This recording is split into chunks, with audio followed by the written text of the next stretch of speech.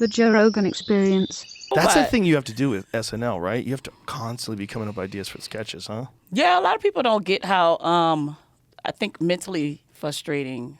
Not frustrating, mentally exhausted. Yeah, I get exhausted with SNL a lot. Now, ask me to write a pilot, I'll write you a pilot. I'll have fun with it, but a sketch is a different world. It's a different world. It's a different ball game. It's not my world. It's SNL is a very hard job. Very hard job. It's hard mentally. It's hard physically. It's hard. It's hard. Now let me tell you something. The perks are great. I have a whole bunch of fun. I'm sure. I have fun with those people in there. I have fun creating relationships. I have fun. You're also a part of a group that includes Eddie Murphy, John Belushi, Gilda Radner, Dan Aykroyd, Phil Hartman. That feels good. Holy shit. I mean, that's a crazy legacy. Yeah. Chris Rock. I walk through that building. Norm through the Macdonald. building like it's the palm trees every day. Yeah. Every That's day. wild.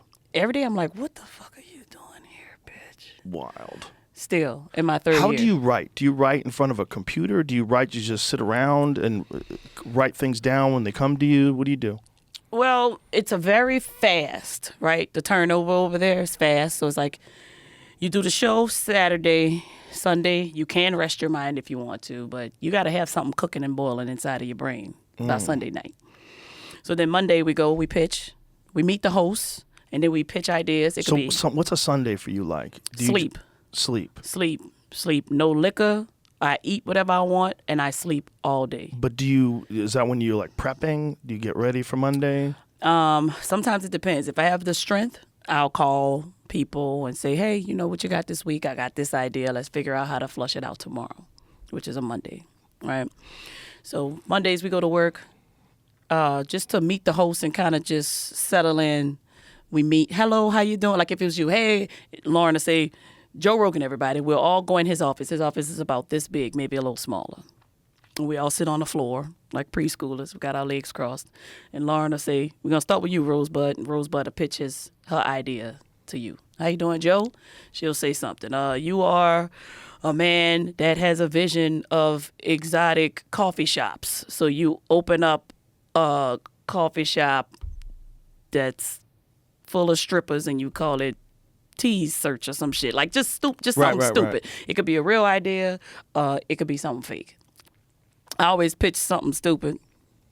Like I remember we went to work on Black History Day, on Martin Luther King Day.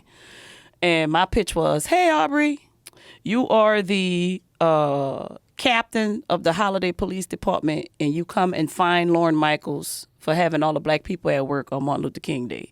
The office was busting out laughing. Because I go in there, I say what everybody want to say. Because I don't give a fuck. You know what I'm saying? I just be having fun.